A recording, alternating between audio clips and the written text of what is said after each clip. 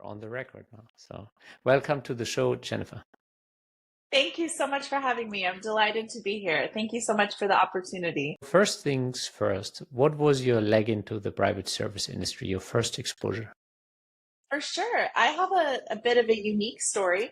I have actually been in and around the world of private service since I was 17 years old. Not many people are exposed at such a young age before university, but I had an amazing opportunity for a bit of an internship at a professionally managed estate. And I got to see the world of private service firsthand. There was a chef at that property, so I'm more than happy to talk about the chef at that property. Kind of a funny story for a chef podcast. She actually took me to my first driving test. So I did not have my driver's license yet at that time. And so she took me to the DMV to get my driver's license. So Chef Bunny was wonderful and very much appreciated her expertise and her professionalism. She made a beautiful vinaigrette, which I will always remember. So yes, so I found out about this opportunity to help serve at this estate, and the rest, they say, is history. I pivoted, I changed my major. I went to a university for a small women's independent college that had an undercurrent of domestic service to the curriculum. It wasn't specifically a domestic service degree, but it was a hospitality degree. And the reason that they had started because their roots were a women's college that was actually cooking for people in their homes. So it started as a culinary pursuit, and we were actually all required to take a year of culinary as part of our requirements, even if you were on the hospitality management track, which I was. So I did my year of cooking in the classes, which was great. Did you enjoy? I did very much. I love to cook. If anyone asks me what my hobby is, it's definitely cooking. And I have always enjoyed cooking. So I can pinch hit when the chef is sick or has, called out or busy for the day. Between my years, 25 years in hospitality service now and my year of culinary and loving to cook in general, I'll get into that a little bit later, but I do think it's helpful if the staff can help the chef in any capacity for like a dinner party and things, plating things or piping or, getting those plates out to the guests and things. So yes, all of my background in my early career was instrumental in helping in the kitchen. So I graduated with my undergrad in hospitality management from that little independent women's college. And then I graduated from the Charles McPherson Academy for Butlers and Household Managers in Toronto, Canada. Mr. McPherson is a legend in our industry. He's simply someone you should know if you are in modern butler or private service professional. I have a year wine sommelier certificate. I have a year visual communication certificate. I went on to the Protocol School of Washington in Washington, D.C. for etiquette, protocol, and safety and security training. And then I did my master's in hospitality management as well. And there I wrote a thesis on communication in private service. So I'm currently working on my dissertation. I'm changing that into pursuing a PhD in organizational leadership. And that thesis now is turning into my dissertation work, which I will be publishing to help the industry in the communication efforts in private service. So I've had a long career track of professional development, and I've been in this industry that whole time. Initially, I worked in private households right out of university. Between university and Butler School, I had some time where I worked for private families. And then after Butler School and beyond, I got to the point where I saw a lot of inefficiencies in the way that the operations of the household were being run. And I'm always fascinated with teaching and training and learning. I'm a lifelong learner, as you can see from all of my years of schooling. And so I opened my own consulting practice in 2010. So for the last 14 years, I have been consulting with families in an actual training capacity.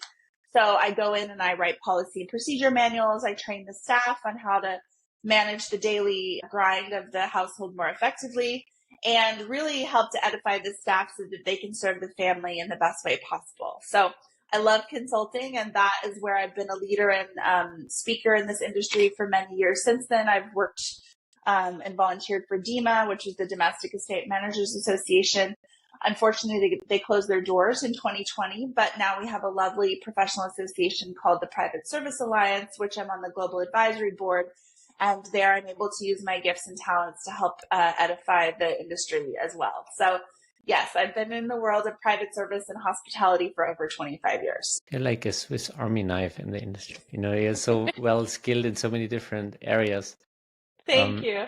I mean, I find it also so interesting how diverse the skill set that we apply in a private estate are, because it's just that there's so many life lessons that apply, and that I was like, wow, I would have never thought I would do this on my job, or this and that, and all of those different facets of the job. And it's I find it very diverse, and it's part of why it's so interesting.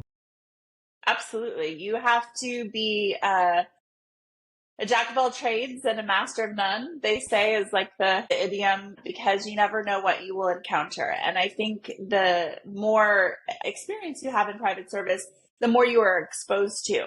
If one household is only geared to manage things a certain way, well, then that's the only opportunities you have for learning. Yeah. Excuse me. But the more you're exposed to, even the family's likes, dislikes, hobbies, interests, you get exposed to the world that they bring into their household through those experiences.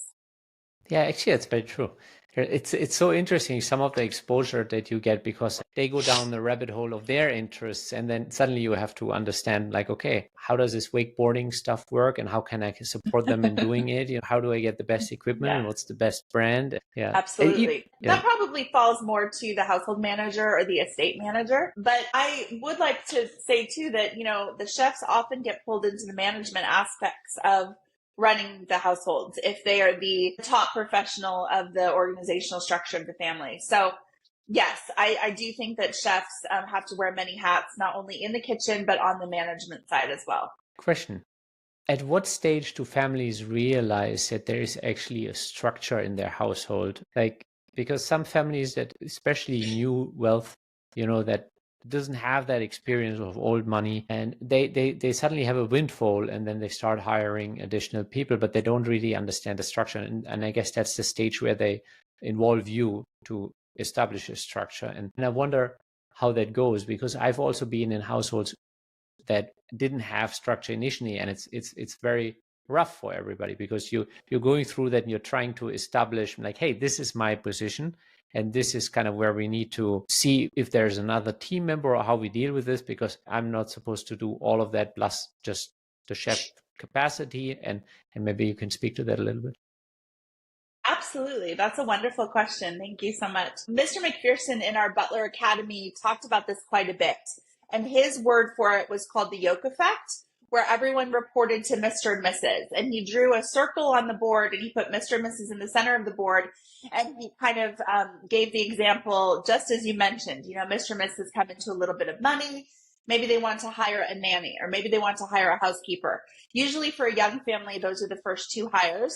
I would say a chef is probably the third hire, depending on the makeup of their households. A chauffeur, a gardener tends to be much later, depending on the wealth spread of the individual footprint of their estate.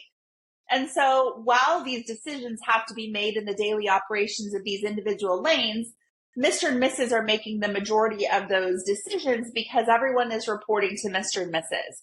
And so for every nuance of how the children should be cared for, how the house should be cleaned, what shall we make for dinner, all of that has to be run through Mr. and Mrs.'s preferences, of course, but they're integral in making all of the decision-making processes. Well, at some point, Mr. and Mrs. become overwhelmed with the managerial aspect of running their household, because they are managing their household, then they are not enjoying their household. So this guest versus manager relationship has to be delineated. And that's when they understand, or hopefully they have someone like myself help them to understand, that they need a manager in place to be a buffer. And so that's where you truly start to create an organizational structure for the household. In a kitchen brigade, Escoffier did this the best. You have sous chefs, you have grand marché, you have all of these things. Because someone has to be in charge and actually take a leadership initiative to manage all of the goings on of the individual, employees. It can only happen in an environment in which the owners can take a step back and be a guest in their home instead of just managing it. And so they have to come to this realization themselves, because if they're tied to every detail of the management of their household, they truly can't enjoy it. And so this is where I try to work with the families and explain this concept to them, so that they can put in the principles in place for their staff to be successful, but then they can take a step back and actually enjoy the household and the luxury that they've created for their family. And I think I've seen this in very well-run households, the way you describe it, where you get to enjoy rather than worrying about. And then I've also seen the households where the principal was so involved to the degree that everybody felt micromanaged, which isn't a good work environment for the staff. But also the principal didn't get to enjoy their wealth. Like it's like, okay, if you run through your estate like you're kind of managing it yourself, then you never come with that sense of leisure because you always see what's not perfect instead of maybe having somebody on the ground who does that for you so that you can enjoy it. Absolutely. And this is the crux of being in private service. I mean, I know that the makeup of your podcast is to help chefs and other private service professionals see what it is like being in private service versus commercial hospitality. And this is the nuance and the difference that is so vital for people to understand before they come into this service environment. In a hotel, in a commercial hospitality environment, the brand that has created the service-scape, and that's an actual hospitality word, the service-scape of the environment goes into the feel of how the service is going to be performed, the rules and regulations on what service items we are going to provide for the guest. You know, all of the details that go into essentially the branding of that particular hotel. If you think about the Ritz-Carlton or the Four Seasons, they have a very unique service scape that they've created, and people understand the brand that they are walking into when they go into one of those luxury service environments and what they will receive. But the difference is that the guest is not dictating any of those aspects to the hotel. The guest is a guest in that environment, and they are receiving the luxury of the creation of the environment that has been rolled out for them only in the confines that the hospitality service scape will dictate. So yes, we never say no to a guest, but there are rules and regulations, permissions, guidelines, and just simply the menu for the day is not decided by the guest. The guest is subject to the environment in which the hotel is created. Now you take that same concept and you flip it around, and now you're in private service. And it's very, very different because the owners have picked out the wallpaper, they have picked out the carpet, they have picked out the finishings, they have created their own service-scape.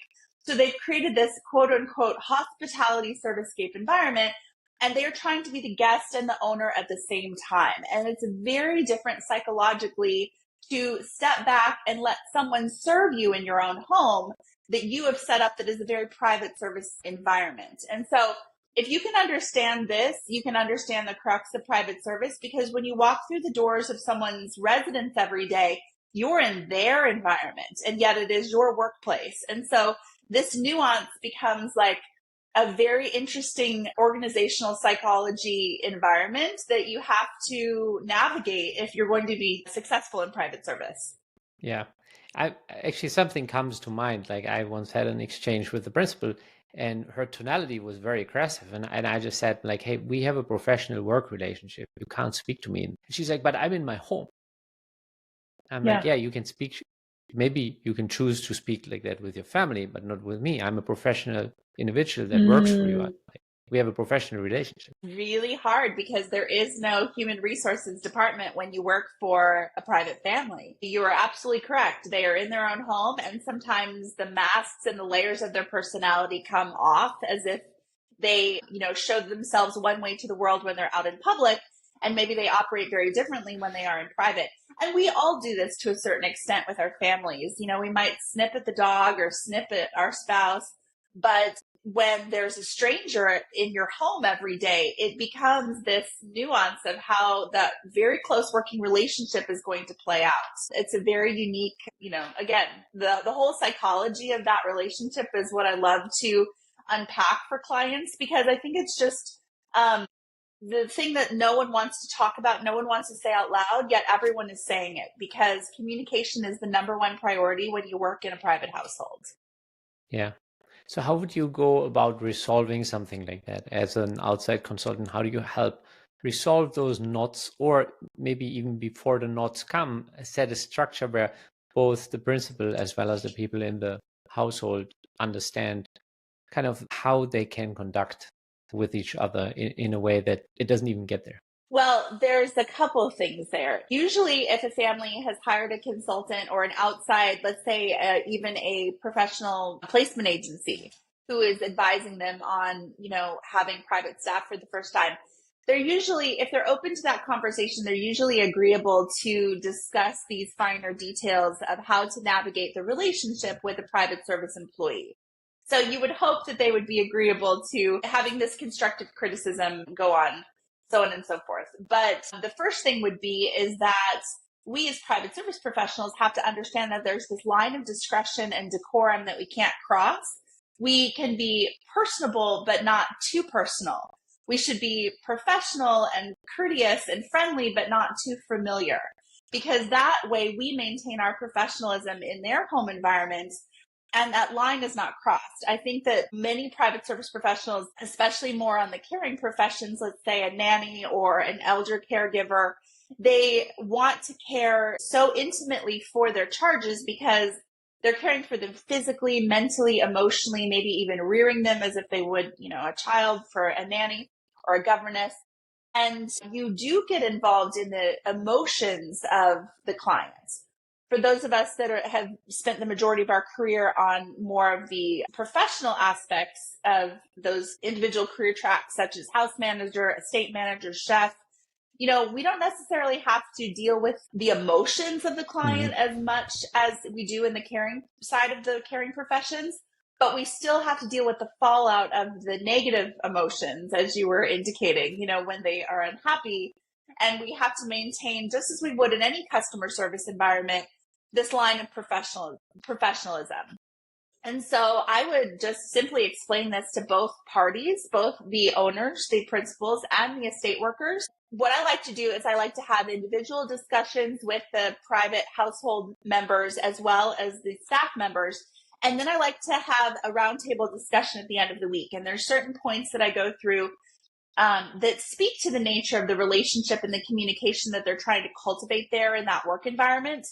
So that even just saying it out loud, everyone feels the temperature in the room drop because they have a way to speak about the things that have gone unspoken for so long. And I really feel like this helps to dispel a lot of the tension and help everyone be on a more professional path. Yeah, definitely. I think it's so important. And maybe you can, I think for clients that come to Wealth, grow into that and how to guide a household is so crucial. It's like, because I've seen, and I have like a particular family in mind right now where I've seen that it was hard for them to wrap their head around how to deal with that communicational aspect, because you see a lot of churn because other professionals, they see that this is not how they would like to be treated, but then the family they can't quite put their finger on it.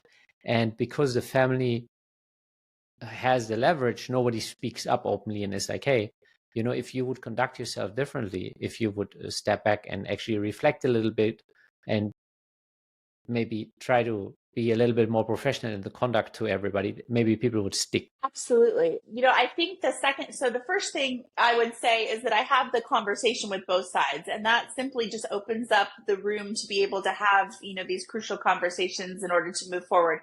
The second thing I try to instill in both the family and the private staff is that the preferences of the family have to be articulated in a way that the staff then can act on them in a way that allows them to do their job more effectively.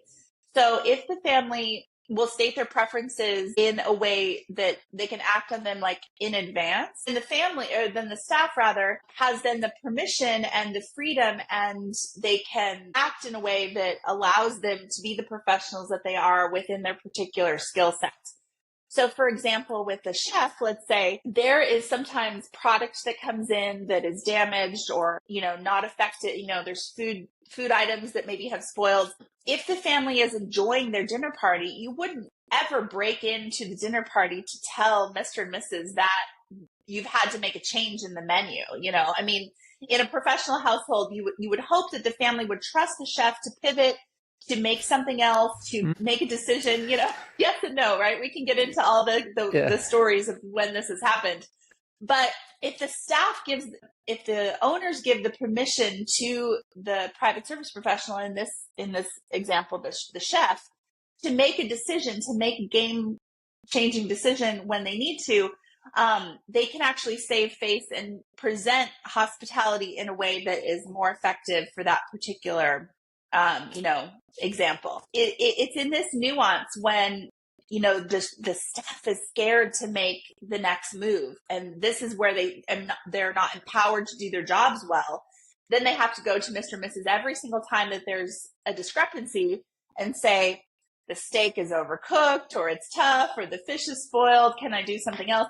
Well, they shouldn't have to ask every incremental detail to do their job well. They should just present the next option as the best option so that the family can continue to enjoy the service without interruption. Mm-hmm. So you have to also explain this to the owners and the staff in that way as well, and say, what levels of permission do each individual staff member have for a variety of circumstances in whatever capacity they are allowed to manage, so that they can do their job more effectively if that situation arises.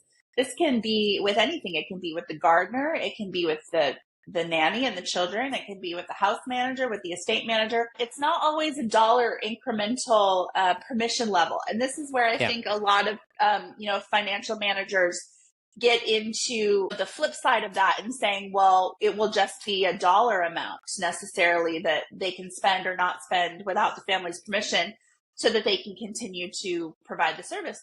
Well, when you're in the middle of a dinner party and the fish is bad or the steak is not up to par, it's not necessarily about the money. It's about how you're going to make a choice that the family is going to be happy with. Or if there's, let's say, an emergency with the gardener or the property manager, there's a plumbing catastrophe. What decision does that staff member have in that moment that will make the family happy that they've continued to provide the service that they've requested of them? Yeah.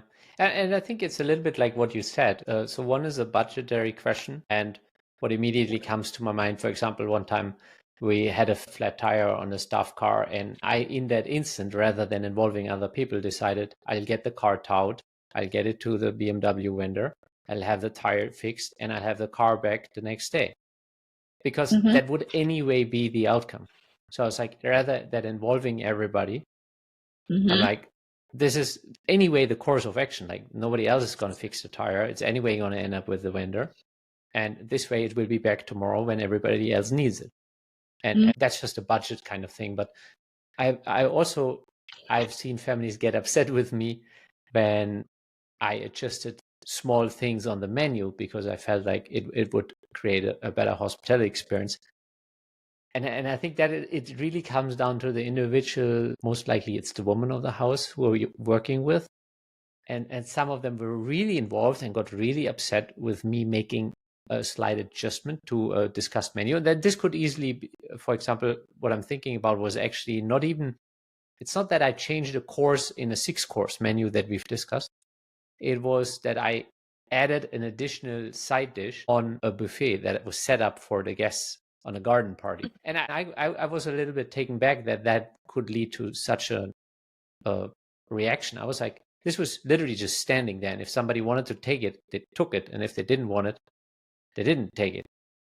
She literally brought it back into the kitchen. It's like, what are you doing? And I'm like, sorry, I just thought that would be a nice touch for the guests. Okay. Yeah.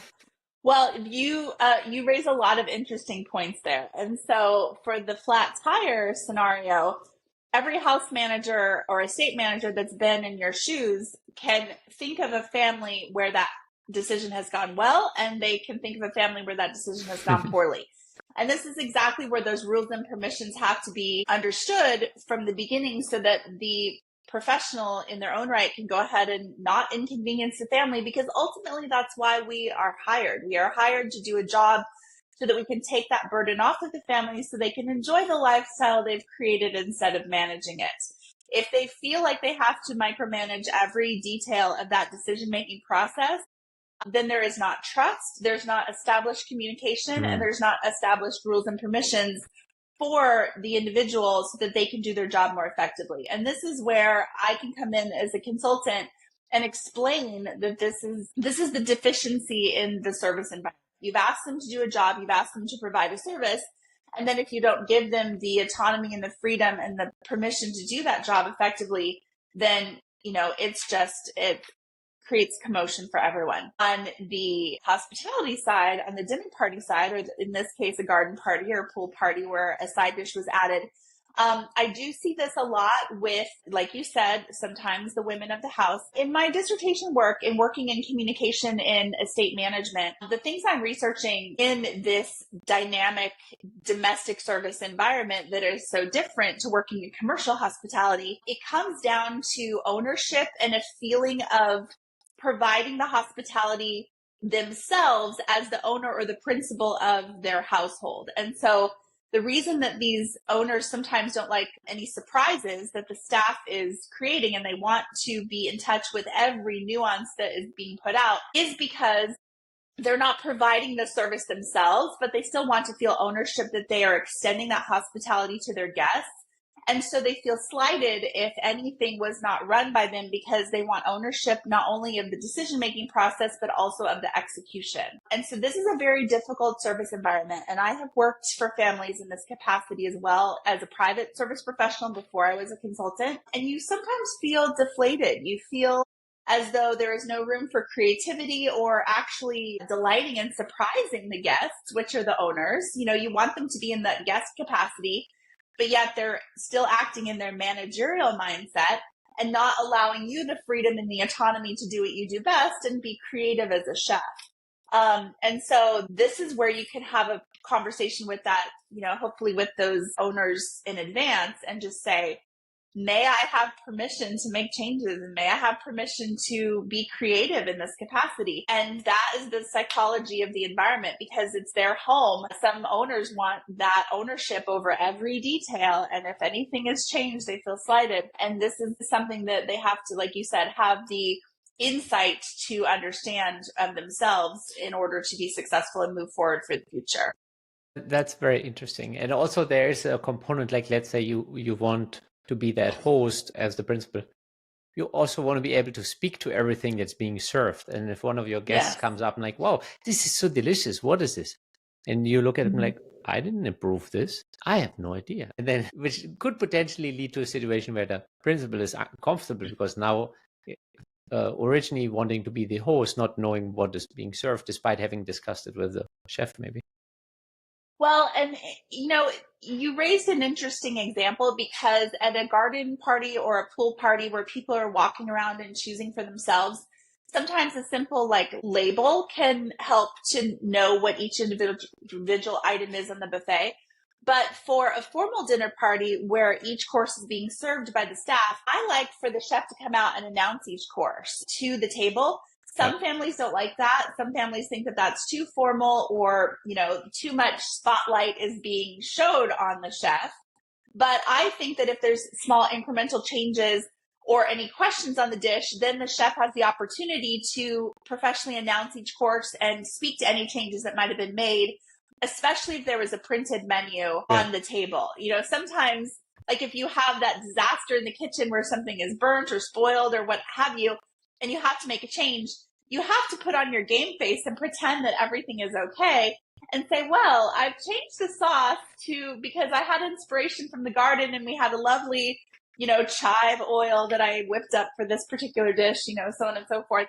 When in reality, you know that you are screaming in the kitchen because something had gone wrong and you've got to pretend that everything is all right in front of the guests.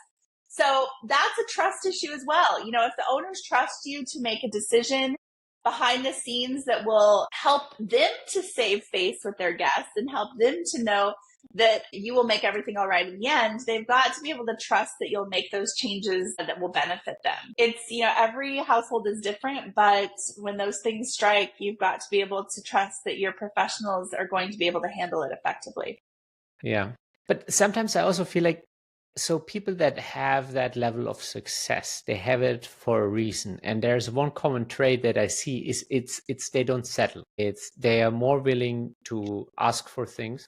They're more willing to fight for things. They're more willing to kind of not settle in a way. And this is a double-edged sword, because it's potentially, it gets you the best deals, it gets you into certain rooms, but it also doesn't allow you to enjoy and let the professionals do their job, because you will still find a critique, even if somebody is maybe a world-class individual in whatever their position is in the household. They will still look for the faults and try to improve upon that, because it's part of what made them successful in the first place. Very true. So if you have a owner that it has that discriminating eye, that always striving for excellence, I think the best thing, this is probably the third thing that I tell families when I try to work on their communication patterns with their household staff, is that you can teach the staff and the owners to think 3 levels deep. So if a situation arises, I don't want them to solve the problem for that one instance. I want everyone to think about 3 levels deep on how they would solve that problem going forward, and then allowing the rules and permissions to, evolve over time as they grow closer in understanding as to how to solve those problems going forward. There was one example that I like to give about this thinking 3 levels deep, about how to order someone a coffee. So if you are asked to go to the coffee shop for someone and it doesn't matter what their order is, if they only give you their specific order and no modifications to the order if that order is unavailable, then the person picking up the coffee doesn't know what to do next. So let's say, for example, you want a soy cappuccino. And if the owner, the boss, it could even be just a CEO asking his assistant at the office to go get him a coffee. It doesn't even have to be a private service professional. He says, I want a soy cappuccino. Well, the person picking up that order, what if the coffee shop is out of soy? What else are they going to do in order to think 3 levels deep as to how to modify that action? So this is a very simple explanation. The person giving the directive for someone that they are delegating to, they need to say, they are out of this, then I want that, or if this does not occur, then this is acceptable. And they need to do that for 3 levels down. And this can be with a simple transaction or a simple request. And this can be with something that is very complex, like a building construction project, or a renovation that is occurring, or an install that is occurring. In private service, we deal a lot with facility management, property management, maintenance, construction, things that are very complicated. And oftentimes these are projects that happen when the owners are away. Mm-hmm. So you have to understand what they want to be bothered about and what you need to call them for if a change order needs to be ensued, versus allowing them to enjoy their vacation if they are, abroad. So we've kind of gone through the ranks of how to navigate communication more effectively in a private service environment. We've talked about rules and permissions. We've talked about the owner acting as the guest and the owner in their own environment, and allowing themselves to take that ownership and managerial hat off and experiencing, being a guest in their own environment. And then we've also talked about empowering the staff members in order to do their job more effectively, to navigate those rules and permissions in a very discriminating environment where the owners might be very picky, as you've mentioned. So all of this, I think, needs to happen early, because it's better to say it out loud in advance of the problem happening, rather than trying to salvage the relationship after you've already had these run-ins with your principal that you mentioned that could be a little bit more boisterous when they were upset. I think it's very helpful to have these conversations in advance so that you can set up the relationship for success. Yeah. And I think it also, like, if you arrive in a new or in a household as a new staff member, I think it helps to have certain communication systems or patterns in place where, like, that you can rely on. Having that structure, having that initial onboarding conversations, like, hey, here's how we operate. This is what we care for. This is who you speak to if you don't know what's the next step. This is who you don't speak to, or these are the times where you don't approach the principal. Where, like, if that is clearly laid out in the initial stage, I think it creates a smoother experience, because sometimes you might go into a position that has been filled 5 years before the person is maybe retiring or something, and they're very used to having that perfect communication and service, and the other chef might have perfectly known what was going on and when to do all of those things. But you come from a household that is maybe completely different, where the communication patterns might be very different, and kind of the standard operating procedures are different. And so it's good to have that first touch point and be like, hey, this is how we operate. Absolutely. I think that we have all had examples of families that are good communicators. And we've all had families that we feel like their communication could be improved. So it's really good to go in as a professional, setting up your employer for success by having kind of an understanding, an outline of understanding, a conversation that we all talk about the understandings that we're going to have between each other before a situation arrives. So that is a really crucial step when you're going into a new household for the first time. And certainly with a chef, because they have had training and they have had years of experience, most likely. These are very competitive jobs. I think that more often than not, we should set up our owners to give us the permissions to allow that chef, to allow that professional leeway in their professional capacity to do what they are being asked to do. Very interesting. So you did mention that chefs basically turn out to be like the third hire and often take on more managerial positions. Like how, for example, would you help a chef navigate that if they were interested from actually doing that proactively, where they are a chef, but they might want to grow into being a house manager, potentially becoming an estate manager? Absolutely. I do think that, again, it depends on the makeup of the family, but being a chef and cooking day in and day out for a family is a very labor intensive position. There's washing, there's cleaning, there's cooking, there's prep work. And so when a family is trying to enjoy the lifestyle they've created instead of managing it, they're going to want to outsource the tasks that are most labor intensive first. It's been my experience that if it's a young family, because they might need help with the children first or the help with the cleaning first, those might be the first two hires that a family makes. But oftentimes it is the cooking and the cleaning and the washing up that they don't care to do because they don't enjoy cooking. So they might want to outsource that task earlier than, a different hire. So it just depends on the lifestyle of the family.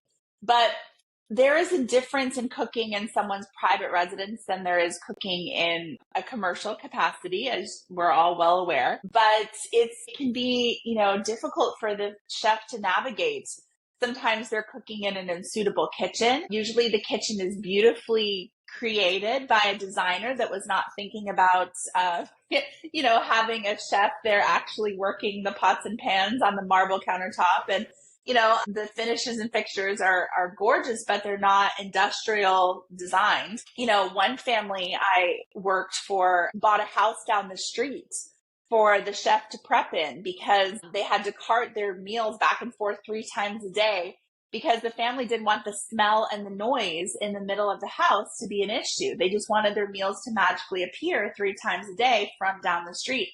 So this was a major stress point for the chef. They had to warm the sauces, for the family only, just in the household. They just were allowed to use the stove only minimally in the household, but they weren't allowed to use the family kitchen for service at all. And then another family that I worked for, they were so fed up with the smells and the noise of the chef in the middle of the house that they were building an outbuilding for the chef on their property so that they could have their family kitchen back and they could go in and feel like they could cook in their own kitchen during the day, and the chef wasn't consuming with all their pots and pans everything they needed to put dinner on the table nightly, when the family maybe just wanted to make themselves a cup of coffee and a piece of toast in the middle of the day and didn't feel like they were getting in the chef's way. So while you're working in a household, you have to navigate the lines not only of professionalism, personalization, communication, but also you're also working in the family space in a very close working environment. So this is something that everyone should consider, as a chef career track if they're going to be in private service for the first time. That mess is on display for the family to see as they work every day. So they have to work very clean. They have to keep up with the dishes. There is no sous chef to help them, with the prep work and pots and pans and things. So they see the steps as you do them, Perhaps the family doesn't want to see all the steps that goes into the makeup of that particular dish. At a restaurant, they don't necessarily see all that mess. It's in the kitchen, it's behind the scenes, it's in the kitchen. So the hassle of the cooking and the cleaning and how the chef interacts every single day with those, facility nuances becomes a part of the professionalization perception that the chef may have in that working environment. Yeah, it's also a little bit like out of sight, out of mind. And then at dinner time, it just magically appears. But if you have that individual right there the whole day, and some of those households have open kitchens, so Yes. there might be like a living room attached to it where you can, and then it's like very much in the personal space, which is actually a little bit uncomfortable for maybe both parties. Like one just wants to sit on the couch and enjoy, and the other one would rather be alone in the kitchen. Yes, I've had many clients that feel like at the end of the day, they just want all of the staff out of their house so that they can have their house back. They don't want to be able to, they feel encroached upon their personal space. Like you said, they can't lounge on their own couch in the middle of the living room if the chef is in the kitchen. They always feel seen. They always feel like someone is watching them in their own personal household. So it is a very unique, close working relationship. And that's why that professionalization has to be so closely guarded. They might see the chef's steps as they do them.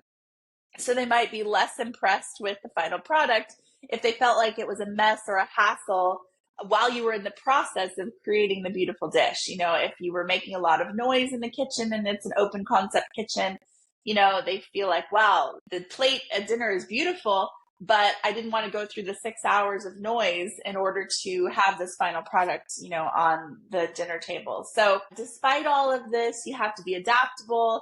You have to be gracious and make sure that you don't wear on their good graces. So it is a very difficult work environment. And people that have not worked in private service before have to be aware of these nuances before they go work in someone's home for the first time. Yeah. You did mention the word trust earlier, and I find that, I mean, it's great when it's there, and it gets very tricky when it's not there. And how do you usually help principals and staff members navigate that and potentially nurture a foundation where trust becomes a possibility? Well, trust in the capacity of managing those expectations and the understandings as to the rules and permissions, I think, is that building block of asking the right questions each and every time you have that interaction. And so the onus is on the private service professional to make sure that they are asking for incremental trust each and every time a situation arises. So, let's say you're given a praise or a compliment, you can say, great, I'm so glad that you liked the decision that I made in that instance. Do I have your permission to make a similar decision like that going forward if a situation arises that is similar? And if the owner says, yes, I want you to continue, navigating that issue in the same fashion, well, then you're building trust. Then you're building a relationship, and this is why people that have been successful with a family for many, many years and had the privilege of working for one household for many years, they know how to do everything, right from the start. And there is a level of trust that's different than for a new employee coming in and having to navigate that relationship afresh for the first time. So I would just say that the private service professional has to make sure that they're asking for the growth in the relationship each and every time you have those types of interactions, so that the family understands that you want to grow in the capacity and learning to serve them more effectively. Very, very interesting. So what are some of the biggest challenges that you helped maybe resolve between principals and private service professionals where they really needed help and you helping with communication really made a difference? So you're breaking up a little bit. We're going to have to cut the video there a little bit. And if you could just pause and wait for it to catch up and repeat the question. So the question was, where were you able to really help principals and private service professionals help resolve certain issues with communication? Like what comes to mind where you really made a difference and they were able to resolve and move on in a sustainable relationship? Well, for the chefs specifically, I mentioned some of the difficulties that they might have because they're not working in a commercial kitchen. They have to each understand that they have to be adaptable and have the permission and the managerial grace to allow this adaptability for each party. Now, the chef, doesn't always get to have it their way. They don't always get to be able to, cook in the way that they would prefer to cook. They have to be adaptable to the equipment that is available, the time, the space. Sometimes they have to think on their feet in a very short amount of time in order to accommodate dinner party guests that, are added without notice. But then if the situation arises in which, that was difficult for the chef, I think the chef has to come back to the owners and give them an example of why they need an accommodation. Let's say, for example, you've got a vegetarian coming for dinner and you've only been given 20 minutes notice. You didn't have the proper tofu or vegetarian protein available to the vegetarian in your stores of your, prep space. And you weren't able to maybe put out a product that you were quite happy with. And yes, you probably got the job done because you're a professional and you served them something that was acceptable. But I think it's the responsibility of the private service professional to go to the owner and say, listen, Mr. Mrs., thank you very much for allowing me to cook for you. I want to bring up an example from last week, or, as soon as you're able to talk to them, even sooner, that when we have these guests that come with short amount of notice and they have dietary restrictions, I need to be able to have the prep space, maybe a fridge in the garage or somewhere else, to have product on hand to be able to pivot and serve them something that I'm comfortable with. And we can't do that unless I get more equipment, or we can't do that unless I have the freezer space, to be able to pull from a sauce or a stock or a soup or something that will be acceptable for your guests with dietary restrictions. So allow me to make these adjustments in my workflow to help serve you better. And would it be acceptable if we got more freezer space or more refrigeration space, so that I can make these adjustments as they arise? And then that helps you to shine as a professional and helps the owners to understand that you're always thinking and that you're bringing solutions to the owner instead of problems. You're offering a solution by saying, I'm able to do this more effectively. If we get this solution in place, would that be acceptable to you?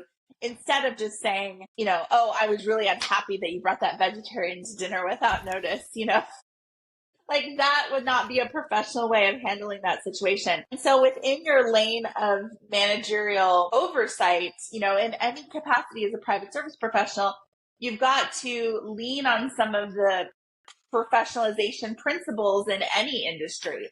And I think any managerial consultant would tell you that bringing solutions to the table instead of problems is one way to ingratiate yourself with your owners instead of making them solve everything that you're unhappy with. Yeah, I think in general, at any interaction, you wanna have a set of different solutions and always provide solutions whenever there's an interaction. And I think in a way you just always want to be helpful. Whatever makes their day easier, however you can solve issues for them. And if you have interactions, like for example, what you said, then think ahead of like, okay, how can we resolve this in the future? And ideally, it's not just throwing money in it. Show them also that you protect their assets by not wasting their money. That it's like thought through. I'm like, hey, I've thought through these different options. Which one do you think is suitable? Absolutely. And most chefs that I've worked with at this level, where there is an estate manager, there is a rhythm to the meetings that you get to have with the owners of the household. And so I would hope that you set up the expectation with your owners that as a chef, you're going to meeting with them weekly or quarterly to go over the menu because their preferences change, their tastes change. They might have special engagements that are coming up that they would like a different menu for. So being prepared in advance for those meetings is crucial. And I think not only should you have the menus in place for however long a length of time until you meet with them again or you're expected to meet with them again, but also a list of questions and concerns that have arisen from the last time you've had a chance to speak with them and set those aside on the agenda to be able to meet with them in a calm, collected way, rather than just catching them in the middle of the day when you want to bend their ear about something. So having a regular time to meet with your owners, I think, is vital for success. And I think that each managerial position within the household should have an opportunity to meet with their owners one-on-one. So the landscaper, the gardener, they don't necessarily always have to go through the estate manager. Maybe the estate manager can be present for a few of those meetings. But you want to make sure that you're maintaining the owner's happiness, because the only metric for success in our work environment is the owner's happiness. So if something has gone unsaid for quite some time and you don't know if they are unhappy about something, you want to be able to address their concerns right away. So be able to have a running list of questions that you would like to address with your owners on a regular basis. And that will help to keep your relationship fresh and to make sure that there's nothing festering underneath the surface that might cause them concern or cause you concern, that should be addressed sooner rather than later. Yeah, I like that. Yeah, it's I wasn't aware that even but now that you are saying it like that, it makes perfect sense. Like even a gardener, you're kind of creating that visual ambience that it makes sense that at least on a quarterly basis or so, every staff member gets like a personal check-in. And I think it does make sense to maybe not have the estate manager there, just so that, because I always say every person at the table changes the chemistry of the conversation. And sometimes it might help, but then otherwise things might not be spoken about because there's a third person. So I think both has like benefits to it. That's a wonderful phrase. I'm definitely going to keep that in my mind for the future. But yes, every aspect that they are hoping to have managed for them, more specifically, if they're hiring a particular person to oversee that, then you want to be able to create that vision for the owners that, they are seeking. So it's important that they're articulating their needs to you and that you are articulating your needs to them. And also for the chef environment, obviously, special events, special occasions, dinner parties, and events are some of the biggest challenges and the biggest successes that you can have when you're serving a family. So sometimes it just depends on the busyness of the household.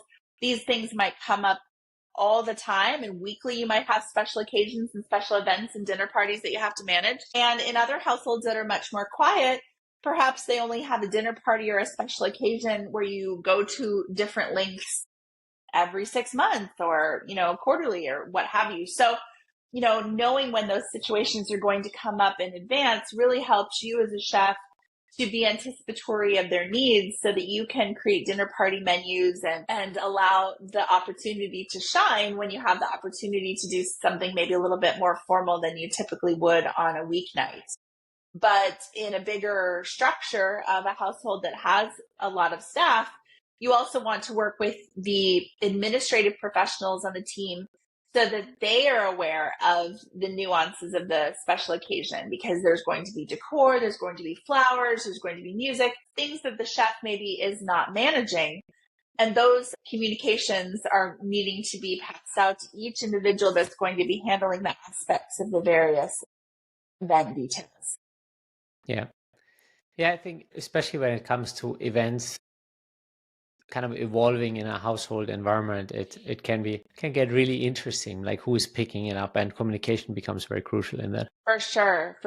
The I think when you start a new household, it is helpful to understand the rhythm of the household and how busy that entertaining schedule is for the family, because that puts everyone on their toes. The gardener has to make sure that the landscaping is beautiful. The facility and property maintenance personnel have to make sure that all of the lights are working, all of the plumbing is up to standard, speakers, everything. No one wants to have a vendor on site the day of a formal occasion. You want to make sure that all of that maintenance is done well in advance. The administrative professionals need to make sure that, the decor and the flowers and the internal services are all taken care of. And the chef wants to have time to prepare, and also perhaps wants to know who is attending the function, so they're not serving the same thing that you did the last time that those guests were on the property. So keeping up with the records of who were the guests of the owners, I think, is a critical aspect as well, to make sure that you're not, serving something similar that you did the last time that they were your guests in the environment. Yeah. And actually, at least on my end, I like to take notes if we host guests, so that I have a track record of like what are their preferences, what have we maybe served last when they were here. So there's something to go back to. Yes, for sure. And I will take that one step further. And I think that should be shared with the administrative professionals on the team, so that you can keep a diary of all of the preferences of the household guests, because they're probably doing gifting items for those individuals. They're probably keeping up with birthdays and anniversaries. So if that individual says, well, I don't like chocolates, please don't serve me the chocolate cake, and you happen to hear that and you serve them the lemon pie instead, well, the personal assistant doesn't want to send them a box of chocolates for their birthday. That's going to feel it's going to feel very impersonal, So if we're going to deliver 5-star service on behalf of the owners, we want to make sure that we are also being the eyes and ears for their guests in every capacity. And then we're really helping the owners to shine and making sure that we're being an extension of their hospitality to the people that they're serving. Very nice. Yeah, that makes perfect sense. Well, Jennifer, thank you so much. Where can people connect with you in luxury lifestyle logistics? Thank you so much. Yes, so that is my website, luxurylifestylelogistics.com. I've been in and around the world of private service for over 25 years, all things hospitality and home. I've loved for so long, so they can find me at any of those URLs. I'm on LinkedIn, I'm on Facebook, Instagram, all of that is under the Luxury Lifestyle Logistics logo. And I look forward to seeing everyone at the next convention. I believe that some of the estate management groups are going to be having some conferences in the spring, which I'm going to be participating in, as well as my involvement with Private Service Alliance. Private Service Alliance is one of the groups that's working to raise standards in our industry for everyone. So I'm very pleased to be volunteering with that organization, as well as the Estate Management Network. So I'm very pleased to continue the conversation there and just hope that I can be, an open door for anyone that needs me in the world of private service. Yeah, and thank you for making sure that those standards are being shared out there, because it helps all of us. It helps the chefs, it helps other private service professionals by the work you're doing in those networks, as well as with the principals. So thank you for that. And thank you for the platform that you're providing for chefs to have an inroad to private service for the first time. It's a wonderful industry, and although it is very demanding, it is something that can also be very rewarding. So thank you for elevating the conversation through your podcast and through this channel to have the conversations that people need to hear in order to be more successful. So thank you for the opportunity to be on your show.